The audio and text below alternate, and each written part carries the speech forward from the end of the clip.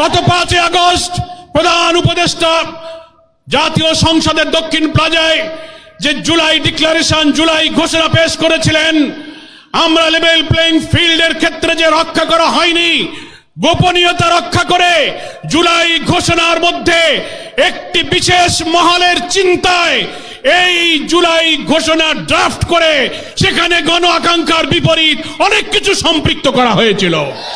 আমরা এটা সংশোধন করতে বলেছি।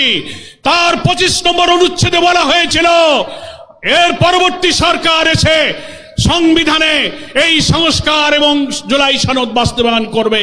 এটা গণ আকাঙ্ক্ষা নয়। আমরা বলেছি এই ইলেকশনের আগেই আইনি ভিত্তি দিতে হবে এবং এই 84টি সাংবিধানিক এবং রাজনৈতিক নানান সংস্কারে আমরা যে ঐক্যমত্য পোষণ করেছি, আরো 20টির মধ্যে প্রায় 8টি নোট অফ ডিসেন্ট যারা দিয়েছেন, বাকি যে আমরা একমত হয়েছি এই সংস্কারের বিষয়গুলোকে জুলাই সনদে অন্তর্ভুক্ত করে এটাকে কনস্টিটিউশন ওয়ার্ল্ডার সংবিধান আদেশ দিয়ে এবং গণভোটের মাধ্যমে নির্বাচনের আগেই আইনি ভিত্তি দিতে হবে। তা না হলে দেশ একটি মহা দুর্যোগের দিকে পড়ে যেতে পারে।